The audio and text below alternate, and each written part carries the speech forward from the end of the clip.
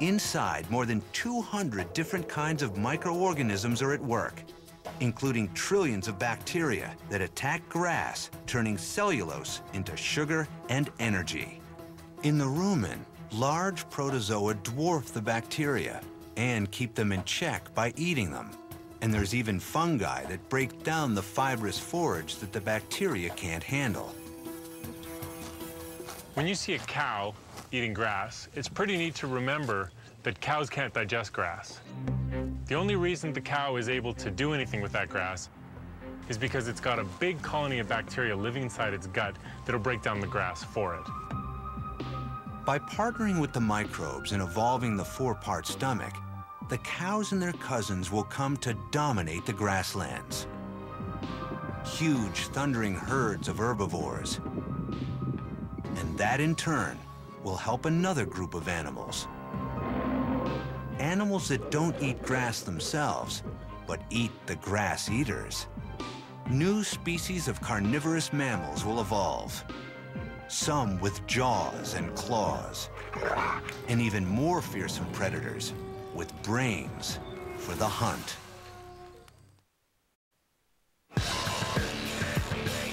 What makes us uniquely human?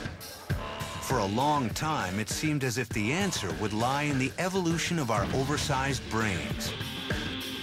But new evidence suggests that part of the answer lies elsewhere, in our guts. Harvard anthropologist Richard Wrangham has spent his career studying chimpanzees, apes, and human origins. Before about 2 million years ago, our ancestors were members of a group of animals that we would think of as apes nowadays. If we saw them, we would not be inviting them to dinner. We would be watching them in zoos or in national parks. And they were these things, the Australopithecus. Australopithecus was short, with an ape-like brain, jaw and teeth, and gut. And then in this relatively short space of time, that species gave rise, among other things, to the things that became us. These new hominids were our direct ancestors.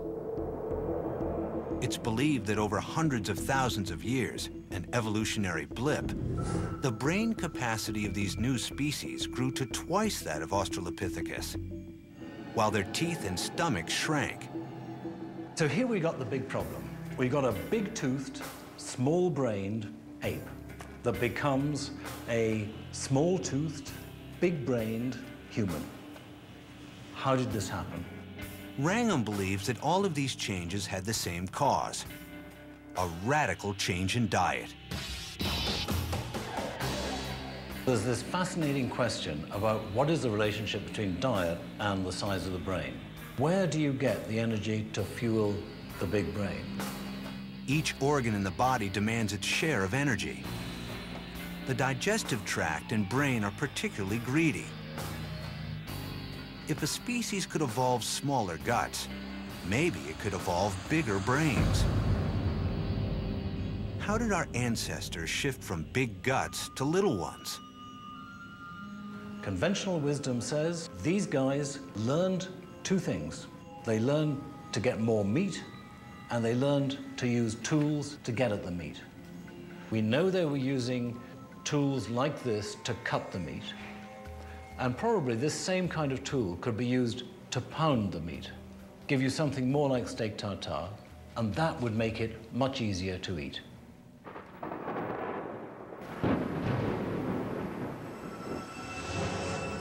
By doing work previously done by the digestive system, in effect pre-digesting food, tools helped our ancestors survive with smaller guts. But Wrangham believes that an even more potent technology transformed digestion. It's easy to imagine that once fire was used at all by these transitional species, then they would start resting their food against the fire because they'd learn very quickly that it tasted better. To Wrangham, the introduction of cooking changed everything. It allows us to get more energy out of our food with less effort. I think you can regard it as one of the greatest improvements in the quality of the diet in the history of life, and certainly among all the primates. How could this new technology, cooking, give us bigger brains? To test his theory, Wrangham is collaborating with an expert in animal digestion, Stephen Secor. They've devised a simple experiment to see if there is any difference in the amount of energy it takes to digest cooked versus raw food.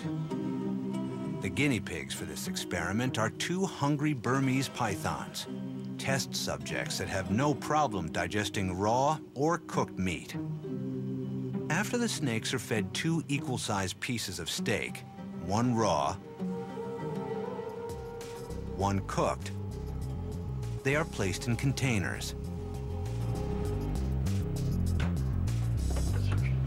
As air flows in and out of the Tupperware, the amount of CO2 exhaled by the snakes will show how hard each snake is working to digest its meal.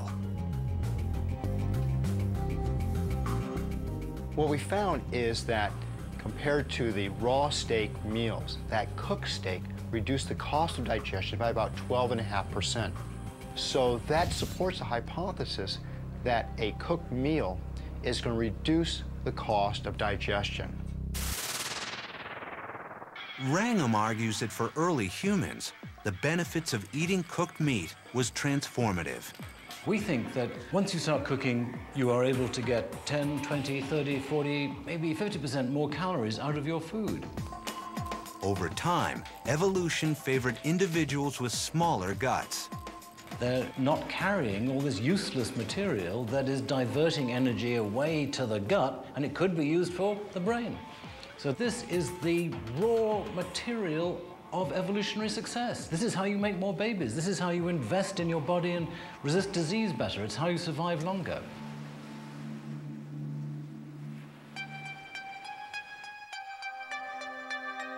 From the dawn of the animal kingdom, from simple pouches to tubes complete with stomachs, to digestive systems that could fuel a behemoth or let a mammal live on grass, guts have been at the center of evolution. And now, a new way of digesting food has allowed a new kind of animal to walk the earth: us.